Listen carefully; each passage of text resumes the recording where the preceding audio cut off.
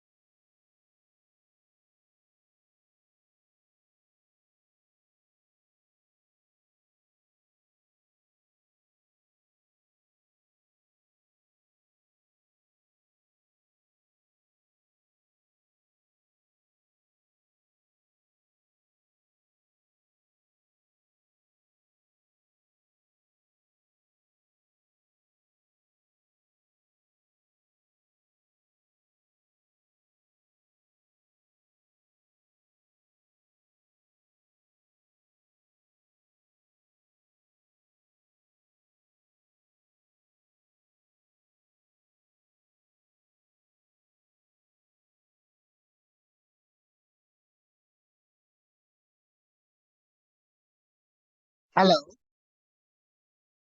अह, कैसे हो पारस? बढ़िया सर, आप बताइए। मैं भी अच्छा हूँ। अच्छा, स्टूडेंट्स ज्वाइन कर लें फिर हम लोग स्टार्ट करते हैं। थोड़ा सा वेट कर रहे हैं। दीपक।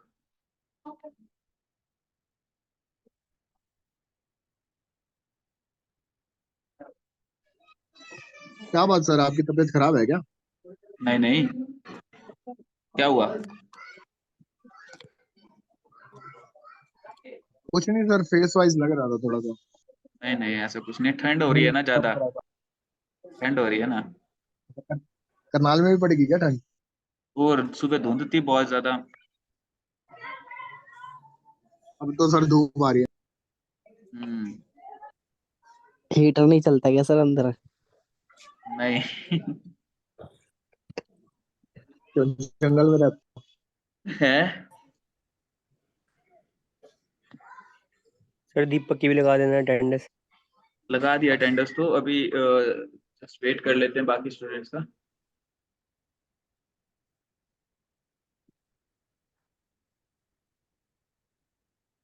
लास्ट सेशन में क्या कुछ हुआ था भाई? क्या चल रहा था?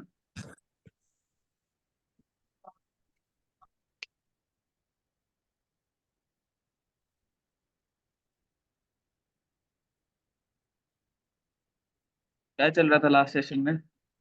किसी को याद नहीं है?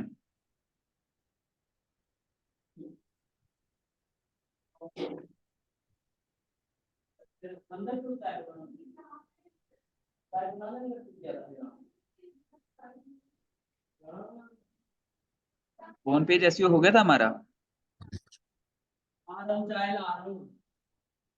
फोन पेज एसईओ हो गया था। और सर बाकी बच्चों के एग्जाम चल रहे हैं क्या? 9 ही बच्चे आए हुए हैं। हाँ, वो बाकी स्टूडेंट्स के एग्जाम चल रहे हैं तो अभी एग्जाम करके ज्वाइन ही नहीं करते काफी सारे स्टूडेंट्स। अभी देखते हैं, एग्जाम खत्म हो गए हैं काफी बच्चों के और बाकियों के होने वाले हैं। तो उसके बाद देखते हैं कितने स्टूडेंट्स ज्वाइन करते कितने नहीं करते। सौरभ नहीं वैसे तो ज्वाइन कर। खत्म हो गया सर। वैसे खत्म हो गया तो फिर तुम्हारे फ्रेंड का है निपुण और वो सारे। निपुण है और नमन है। कहाँ है वो? पता वो नहीं मस्ती सर। काटने जा रहे हैं। और सौरभ भी नहीं ज्वाइन कर रहा पारस आजकल, क्या बात? वो अभी बाहर गया होगा सर, यहाँ आउट ऑफ पानीपत। आपको अच्छा। पर्सनल इनविटेशन डालना पड़ेगा सर सबको ना, एक दिन। आधे तो भूल गए कि क्लास भी है डीएम की। सही बात है। मोटिवेशन खत्म हो गया ना इतने दिनों में एग्जाम के चक्कर में। हाँ जैसे डेडिकेशन देनी पड़ेगी वो आपको। हम्म, कोई बात नहीं। आज तो बढ़िया चट्टा झाड़ दो। है। क्या मीन्स कह आज रहे हो तो पारस? बढ़िया बता दो सर अपना। आज बढ़िया बता दूं? क्या बताऊं, बताओ। क्या जानना चाहते हो? बढ़िया नॉलेज गेन कर दो सर आज। बड़े दिन बाद आए, रिफ्रेशमेंट बढ़िया हो जाएगी। आज कुछ नहीं है मेरे पास। मतलब मेरा ना, मतलब एक मूड होता है ना। आज ठंड के कारण वो भी जमा पड़ा है। सर चलो सारी छोड़ो, आप बीएड क्यों नहीं रखते? बीएड क्यों नहीं रखता? मेरे को ना मूछ प्रॉपरली नहीं आती, यहाँ से बिल्कुल पेन रहता है, तो फिर मैं बियर्ड भी नहीं रखता। पेन रहता है सरसों का सर ऑयल प्ले। लगाया करो सर, आ जाएगी। क्या? सरसों का ऑयल लगाया करो सर, बियर्ड ऑयल से कुछ नहीं होता, सरसों का तेल लगाया करो, उससे आ जाती है। अच्छा, चलो ट्राई करेंगे। पिंपल्स आ जाते हैं फिर ज्यादा। कुछ गर्म पाने के करके लिए मत कुछ करना भी लगाओ ना पड़ता सर। है सर। चलो लास्ट सेशन में क्या कुछ चल रहा था ये तो बता दो। हम सर बाउंस मैं रेट। क्या बोल रहे थे आशु, क्या चल रहा था? बाउंस रेट का था सर, ऐसा कुछ चल रहा था। बाउंस रेट एग्जिट रेट और वो हो गया था ना हमारा, क्या नाम, पोगो स्टिकिंग इफेक्ट। हाँ जी, हाँ जी, हाँ जी। हाँ, तो नेक्स्ट टॉपिक आज का, आज हम लोग स्टार्ट करते हैं फिर अपना।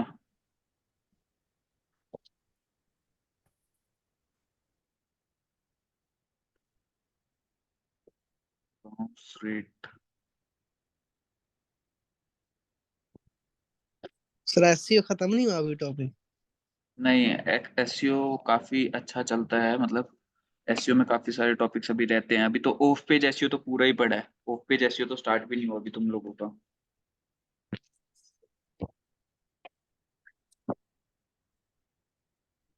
करें स्टार्ट फिर।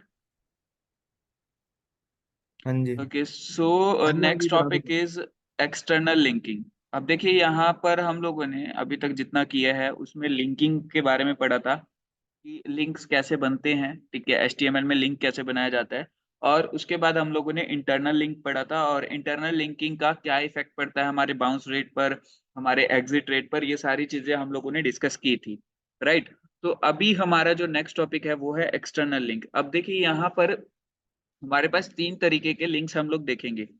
एक वो लिंक होंगे जो हम लोग अपनी ही वेबसाइट के किसी दूसरे पेज को दे रहे हैं, जिसको हम लोगों ने इंटरनल लिंक बोला था। एक वो लिंक है जो हम लोगों ने अपनी वेबसाइट से किसी और वेबसाइट के पेज को दिया है, that is called external link. And last one is जो हमारा ऑफ पेज एसईओ में कवर अप करेंगे हम लोग, जो दूसरी वेबसाइट हमें लिंक देती है, तो दैट इज कॉल्ड इनबाउंड और मतलब बैक लिंक। ओके, सो यहाँ पर अभी अगर हम एक्सटर्नल लिंक्स की बात करें, तो आपको क्या लगता है कि एक्सटर्नल लिंकिंग सही है करनी या नहीं? मतलब हम लोग अपनी ही वेबसाइट पे ये बोल रहे हैं कि आप इस वेबसाइट पे जाइए, यहाँ पे कंटेंट बहुत अच्छा रखा हुआ है या लिखा हुआ है, क्या आपके हिसाब से ये सही है चीज? सर सही हो सकता है in terms of earning money, commission. In terms of earning money छोड़ दीजिए, अर्निंग मनी का नहीं बोल रहा मैं सिर्फ एसईओ पॉइंट ऑफ व्यू से पूछ रहा हूँ कि अगर हम लोग जो है हमारी वेबसाइट पे कोई पर्सन आ रहा है और हम लोग ये बोल रहे हैं कि आप इस वेबसाइट पे जाइए, इस वेबसाइट पे अच्छा कंटेंट लिखा हुआ है, ठीक है, तो क्या वो जस्टिफाइड है? मतलब क्या वो एसईओ में एक अच्छा इफेक्ट क्रिएट करेगा या नेगेटिव इफेक्ट क्रिएट करेगा? अगर अच्छा इफेक्ट क्रिएट करेगा क्यों करेगा, नेगेटिव इफेक्ट क्रिएट करेगा तो क्यों करेगा? तो नेगेटिव तो ये इसलिए करेगा क्योंकि कोई भी आएगा वेबसाइट पे, वो दूसरी वेबसाइट पे वहीं पे चले जाएगा और वो क्या बताएगा नहीं दोबारा वो हमारी हम्म, वेबसाइट पे बैक।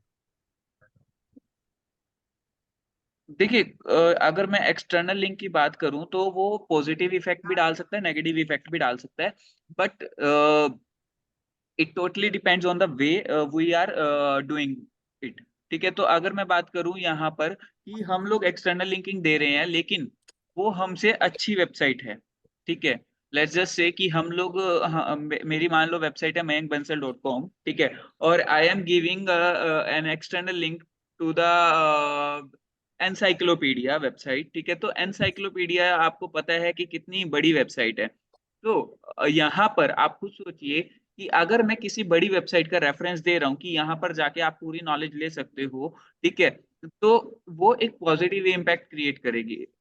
अब मेन बात क्या है कि वो पॉजिटिव इम्पैक्ट क्रिएट क्यों कर रही है, हालांकि हम लोग तो ट्रैफिक अपनी वेबसाइट से बाहर भेज रहे हैं, ठीक है। सो पॉजिटिव इम्पैक्ट क्रिएट करने का रीजन ये है कि अगर मान लीजिए मेरे पास कोई पर्सन आ रहा है और मैं अपने से बेटर पर्सन के पास उस पर्सन को भेज रहा हूँ कि आप उससे काम करवा लीजिए या आप उसके पास चले जाइए, वो बहुत अच्छा काम करता है, ठीक है। तो अब जो पर्सन मेरे पास आया है वो क्या सोचेगा कि यार ये बंदा बहुत जेन्युइन था, इसने मेरे से पैसे ठगने की बजाय या फिर मतलब मतलब मेरे को मना करने की बजाय मेरे को एक अच्छी जगह का रेफरेंस दे दिया जहां पर जाकर मैं काम कर सकता हूँ। तो सेम विद सर्च इंजन, की सर्च इंजन जब ये चीज देखता है कि इसने अपने से अच्छी वेबसाइट का रेफरेंस दिया हुआ है, ठीक है, तो उसको वो ये कंसिडर करता है कि ये मतलब जो वेबसाइट ओनर है वो ये चाह रहा है कि उसके जो यूजर हैं उनको पूरी की पूरी इंफॉर्मेशन कंप्लीट वे में मिले। अब कंप्लीट इंफॉर्मेशन अगर आप प्रोवाइड करना चाह रहे हो किसी को, ठीक है, तो आपके पास मान लीजिए कोई इंफॉर्मेशन का कुछ पार्ट नहीं है या आप नहीं लिखते उसके बारे में, और आपको लगता है कि ये पर्सन इस बारे में बेस्ट वे में लिखता है, तो आपने उसको अगर रेफरेंस कर दिया तो आपका भी एक पॉजिटिव इम्पैक्ट क्रिएट होगा कि यार ये पर्सन भी ना बहुत अच्छा है, ये पर्सन हमेशा अच्छी चीज सजेस्ट करता है। अगर कोई यूजर इसके पास आ रहा है तो वो सेटिस्फाई होकर ही जाएगा, ठीक है, चाहे वो अपने थ्रू, चाहे वो जो इसने रेफरेंस दिया है उसके थ्रू। क्लियर हुआ कि एक्सटर्नल लिंक किस तरीके से पॉजिटिव वे में काम कर रहा है? यहां तक क्लियर हुआ या किसी को कोई डाउट है? क्लियर है सर। ठीक है। अगर अब मैं दूसरी जगह दूसरी बात करूं कि एक्सटर्नल लिंक, मान लीजिए आप कुछ इस वे में करते हो कि वो जो है आपने जो लिंक क्रिएट किया है वो किसी गलत वेबसाइट का लिंक क्रिएट किया है, मतलब आप गलत वेबसाइट पे लोगों को रेफर कर रहे हो कि आप वहां पे जाओ।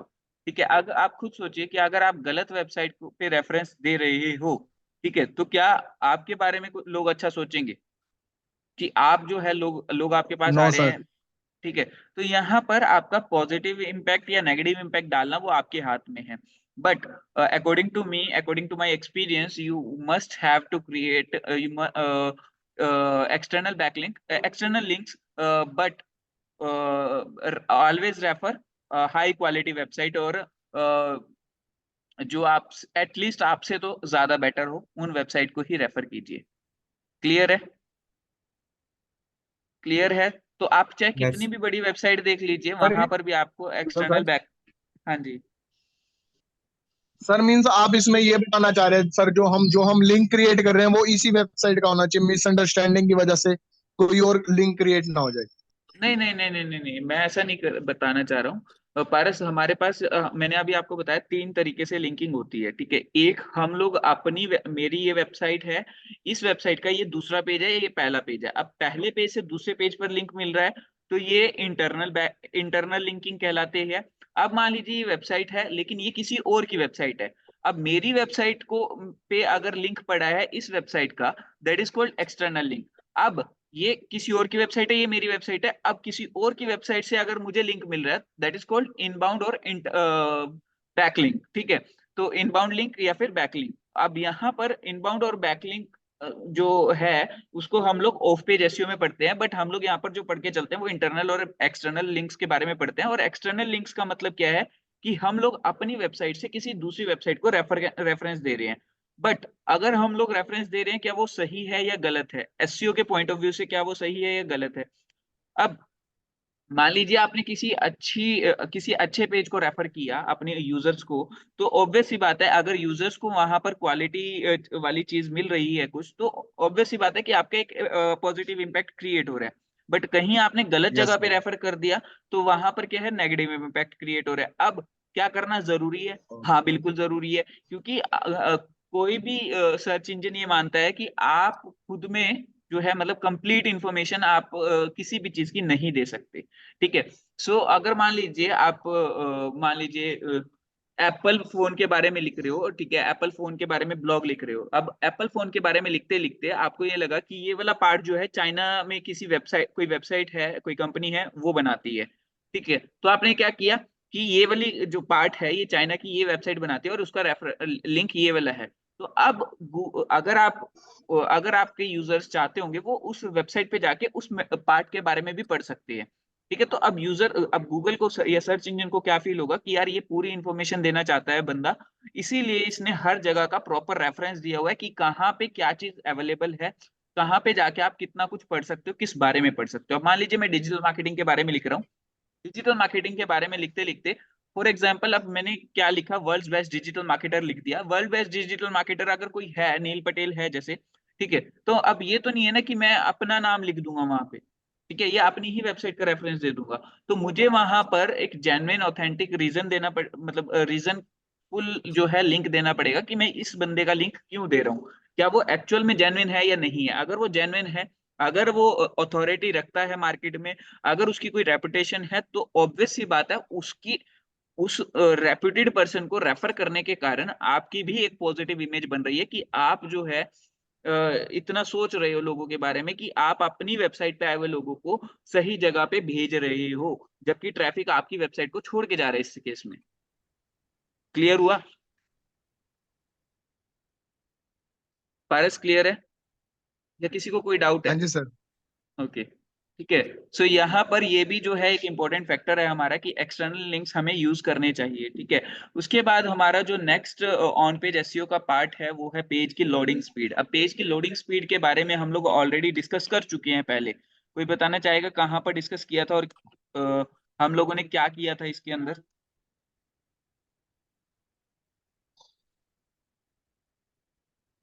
कोई बता पाएगा पेज की लोडिंग स्पीड के बारे में? क्या बताना सर, मतलब कि जो ऐसे पेज की, उसमें इफेक्ट करता है, मतलब यूजर आएगा, अगर वो लोड ही होता रहा तो यूजर हाँ बैक तो हो मतलब जाएगा। ऑब्वियस सी बात है कि पेज की जो लोडिंग स्पीड है वो ज्यादा से ज्यादा होनी चाहिए, मतलब वो जल्दी से जल्दी लोड हो जाना चाहिए, ठीक है। तो यहाँ पर हमें जो है अपनी जो ओन पेज एसईओ है उसमें ये चीज हमेशा माइंड में रखनी है कि हमारी जो पेज की स्पीड है वो बहुत ज्यादा अच्छी रहे हमेशा, ठीक है। सो अब अगर मैं बोलूँ कि अभी वैसे तो पेज का जो लोडिंग स्पीड का जो फैक्टर है वो गूगल ने हटा दिया है, सर्च इंजन ने हटा दिया अपने फैक्टर्स में से। बट आप खुद सोचिए, चाहे वो गूगल हटा भी दे, चाहे वो कोई सर्च इंजन हटा भी दे, कि अगर पेज की स्पीड कम भी होगी तो भी उसको रैंकिंग दी जाएगी। बट आप खुद कंसीडर करके चलिए, अब मान लीजिए आपकी वेबसाइट पे कोई पर्सन आ रहा है और वो लोड ही नहीं हो रही है, तो आपकी वेबसाइट ओपन ही नहीं होगी। अगर ओपन नहीं होगी तो आपकी वेबसाइट का यूजर एक्सपीरियंस खराब होगा। अब पेज लोडिंग स्पीड कभी हटा कभार दिया सर कि, लिंक सर एक कभी कभार ग्लिच भी तो हो जाते हैं सर, कभी लैग हो जाता है, मींस ओपनिंग नहीं तो हो, वो आपके ओपन नहीं सर्वर हो का पाता, इशू है ना, लोडिंग नहीं वो रहता। आपके सर्वर का इशू है ना, वो गूगल का इशू थोड़ी ना है, वो सर्वर का इशू है। Okay sir. हाँ, ठीक है। तो यहाँ पर हम लोगों को यही चीज मैटर करती है कि हमारी वेबसाइट की स्पीड चाहे सर्वर की वजह से चाहे किसी भी रीजन की वजह से वो लैग ना करे। ओके, क्लियर है? ठीक है। उसके बाद हमारा है मोबाइल फ्रेंडलीनेस। अब मोबाइल फ्रेंडलीनेस का मतलब क्या है कि जो आपकी वेबसाइट है वो मोबाइल फ्रेंडली होनी चाहिए। मोबाइल फ्रेंडली का मतलब क्या है? अब देखिए मोबाइल फ्रेंडली जो है आपकी वेबसाइट, हम लोगों ने जो वर्डप्रेस में वेबसाइट बनाई थी, ठीक है, तो मैंने वहां पे आपको एक ऑप्शन बताया था कि आप जो है चेक कर सकते हो कि आपकी वेबसाइट मोबाइल में कैसी दिखेगी, लैपटॉप में कैसी दिखेगी और टैबलेट में कैसी दिखेगी। सो वो ये डायरेक्टली उसी चीज से रिलेटेड है कि आपकी जो वेबसाइट है वो मोबाइल में, कि मोबाइल यूजर्स, क्योंकि आज के टाइम पे ज्यादातर यूजर्स मोबाइल यूजर्स हैं, तो आपकी वेबसाइट मोबाइल यूजर्स को कैसी दिखाई दे रही है, क्या उनको आपकी वेबसाइट पे आने के बाद कैसा फील हो रहा है, क्या आपकी वेबसाइट में उनको एक्सपीरियंस अच्छा मिल रहा है या नहीं मिल रहा है, तो ये सारी चीजें बहुत बेटर करती है। तो इसीलिए यही रीजन है कि आपकी वेबसाइट जो है मोबाइल फ्रेंडली होनी चाहिए। क्लियर है? क्लियर है सभी को? Yes sir. उसके बाद है हमारा comment and on page SEO, ठीक है। सो कमेंट्स बहुत मैटर करते हैं, बट रिलेवेंट कमेंट्स, मतलब आपकी वेबसाइट है, अब आपने क्या किया हुआ है, कमेंट ओपन करके छोड़ा हुआ है, बिल्कुल बिल्कुल ओपन करके छोड़ा हुआ है, तो वहां पर स्पैमिंग हो सकती है। स्पैमिंग कैसे हो सकती है? कि कोई भी आके अपनी वेबसाइट का लिंक वहां पे ड्रॉप कर जाएगा। मतलब हम लोग आगे जो बैक लिंकिंग का कंसेप्ट पढ़ेंगे तो उसमें आप देखोगे इस कंसेप्ट को। तो अगर आपने कमेंट ओपन करके छोड़ा हुआ है तो आपकी वेबसाइट पे कोई भी आके जो है अपना लिंक जनरेट करके भाग जाएगा, ठीक है। दूसरा एक इशू आएगा कि आपका जो है गलत लैंग्वेज में भी कुछ कमेंट करके जा सकता है। तीसरा इशू जो है वो ये है कि इररेलेवेंट, मतलब कि आपकी वेबसाइट जो है मान लीजिए फर्नीचर से रिलेटेड है और वहां पे जो है एक वेटरिनरी डॉक्टर की वेबसाइट का लिंक ड्रॉप किया जा रहा है या उसके बारे में बताया जा रहा है, लोग अपनी एडवर्टाइजमेंट कर रहे हैं, तो वो सारा जो है गलत वे में चला जाता है। तो यहाँ पर अगर आपकी वेबसाइट पे हमेशा जो भी आप कमेंट के लिए रखोगे तो वहां अप्रूवल लगा के रखोगे कि आपकी वेबसाइट पे अगर कोई कमेंट कर रहा है, सो कमेंट हो तो जाए बट वो आपकी अप्रूवल के बिना पब्लिश ना हो पाए। तो इससे क्या होगा, आप पहले कमेंट को वेरीफाई करोगे कि कमेंट में लिखा क्या हुआ है, क्या वो आपको पब्लिश करने देना चाहिए या नहीं देना चाहिए, या डिलीट हो जाना चाहिए। ठीक है, तो अब वहां पर आपको जो है ट्राई ये करना है कि आपको ज्यादा से ज्यादा पॉजिटिव कमेंट्स मिले और आपने जो कंटेंट लिखा है उसी के रिलेवेंट आपको कमेंट्स मिले। ठीक है, तो इससे भी आपकी ऑन पेज एसईओ इंप्रूव होती है। क्लियर? क्योंकि इससे जो है लोग किसी भी सर्च इंजन को ये पता चलता है, ये समझने में हेल्प मिलती है कि एक्चुअल में यूजर्स जो है कैसा फील कर रहे हैं, क्या आपका कंटेंट पढ़ के उनको फील हो रहा है, ताकि तभी वो आपसे एंगेज कर रहे हैं। तो वो सारी चीजें जो है आपका कमेंट्स के थ्रू ही पता चलता है। क्लियर है? Okay sir. ठीक है, उसके बाद हमारा अभी ऑन पेज एसईओ की चेकलिस्ट हम लोग फाइनल पढ़ लेते हैं कि हमारी ऑन पेज एसईओ की क्या क्या चेकलिस्ट है। उसके बाद हम लोग जो है off page SEO next class से करना शुरू करेंगे। The main tips are summarized in the checklist below. Make sure that your content is original, useful and well researched. ये हम लोगों ने क्वालिटी कंटेंट के अंदर पढ़ा था कि हमारा जो कंटेंट है वो ओरिजिनल होना चाहिए, यूजफुल होना चाहिए और वेल रिसर्च होना चाहिए। ठीक है, second point was review and optimize your page titles by adding keywords, power words and numbers.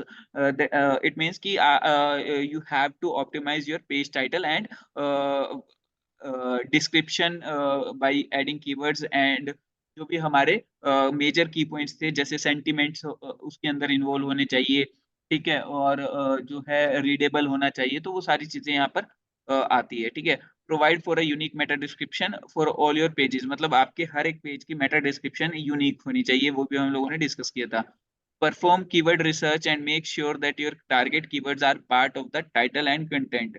आपको जो है कीवर्ड रिसर्च प्रॉपरली परफॉर्म करना है और आपको ये माइंड में रखना है कि जो आपके टारगेट कीवर्ड्स हैं वो आपके टाइटल और कंटेंट या और डिस्क्रिप्शन का पार्ट रहे।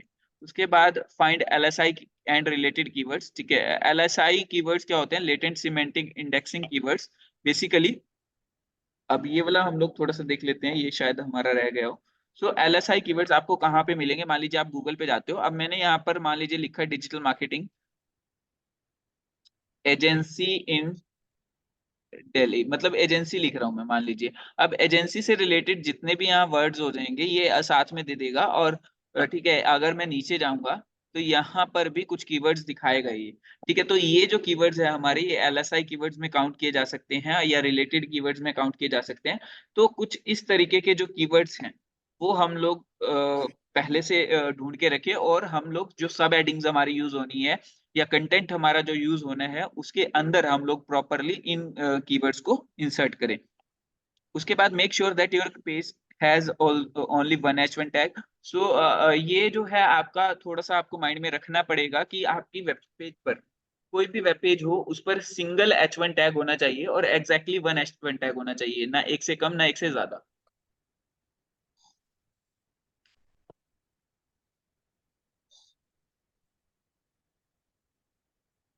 आप एक से ज्यादा या एक से कम H1 टैग यूज नहीं करोगे। ठीक है, use headings hierarchically on the page. मतलब आपको जो हेडिंग्स यूज करनी है वो हायरार्किकली यूज करना है। ये हम लोगों ने कंसेप्ट पढ़ा भी था कि अगर मतलब H1 तो एक हो चुका है, उसके बाद H2 के लेवल पे अगर कोई हेडिंग आ रही है तो उसको H2 में ही लिखेंगे। अगर H2 के आगे एक सब लेवल बन रहा है तो उसको H3 के थ्रू हम लोग लिखेंगे। So beautify your content, use bold, italics and CSS। मतलब आपको ब्यूटीफाई करना है कंटेंट को। ये बेसिकली क्या है, ताकि आप जरूरी चीजें हाईलाइट कर सको और सर्च इंजन को भी समझ आप आए कि ये जो है आपकी जरूरी पॉइंट्स है, इनको हाईलाइट कर इसीलिए किया गया है। Okay, so optimize your images and other multimedia elements. आपको अपने इमेजेस और अपने मल्टीमीडिया एलिमेंट्स को ऑप्टिमाइज करना है ज्यादा से ज्यादा। ठीक है, उसके लिए ऑल्ट एट्रीब्यूट आप यूज कर सकते हो, उसका साइज कम कर सकते हो। ठीक है, make sure your URLs are SEO friendly, that your URL structure mimics.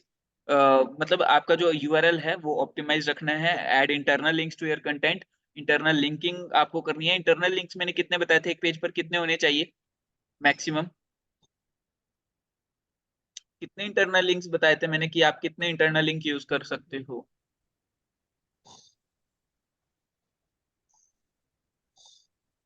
4% शायद सर। फ्रीक्वेंसी नहीं पूछा मैंने,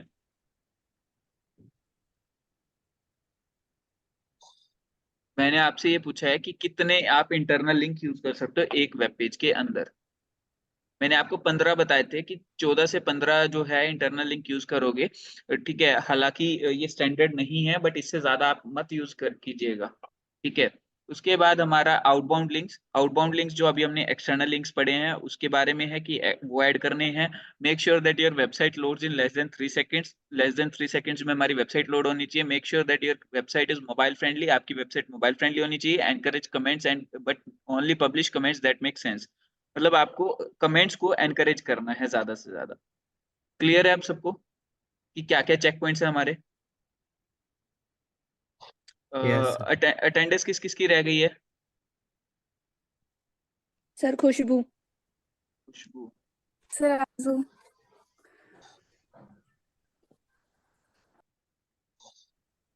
आरजू, सर हर्ष। आरजू हो सर गई है। मनीषा। हर्ष, हर्ष हो गई है। मनीषा, मीनू सर। मीनू हो गई थी आपकी भी। मनीषा, संजय ना? हाँ जी सर। हाँ, तो विवेक अभी सर। विवेक हो गई है, बाकी सबकी हो गई है लगभग। अभी किसी का कोई डाउट है इतने का टॉपिक्स में, ऑन पेज एसईओ में कोई भी डाउट है तो पूछ लीजिए। अगर कहोगे तो आपको एक दिन का टाइम दे देते हैं। ऑन पेज एसईओ के बारे में जितना मैंने पढ़ाया है वो सारा पढ़ लीजिए, ठीक है। उसके बाद हम लोग ऑफ पेज एसईओ स्टार्ट कर लेंगे। बट आपको ये अच्छे से समझ आना चाहिए कि ऑन पेज एसईओ में क्या होता है, कैसे होता है, क्यों हो रहा है। एक एक पॉइंट आपको अच्छे से क्लियर होना चाहिए। खत्म हो गया सर आज ऑन पेज से? ऑन पेज एसईओ आपका खत्म हो चुका है, अब ऑफ पेज एसईओ शुरू होगा आपका। ऑन पेज एसईओ में ठीक है। यही सारी चीजें रहती हैं। बाकी इसके अलावा ऑन पेज एसईओ के अलावा मतलब ऑन पेज एसईओ में मतलब अलग अलग स्ट्रेटेजीज जरूर है। लोकल एसईओ की अलग स्ट्रेटेजी है आपकी। ई कॉमर्स वेबसाइट की एसईओ की अलग स्ट्रेटेजी है। सर्विस बेस्ड एसईओ की, सर्विस बेस्ड वेबसाइट की अलग एसईओ स्ट्रेटेजीज हैं। तो वो स्ट्रेटेजीज हैं आगे, वो आपको गूगल पे, याहू पे, कहीं पे उस पे, सॉरी, यूट्यूब पे मिल जाएगी।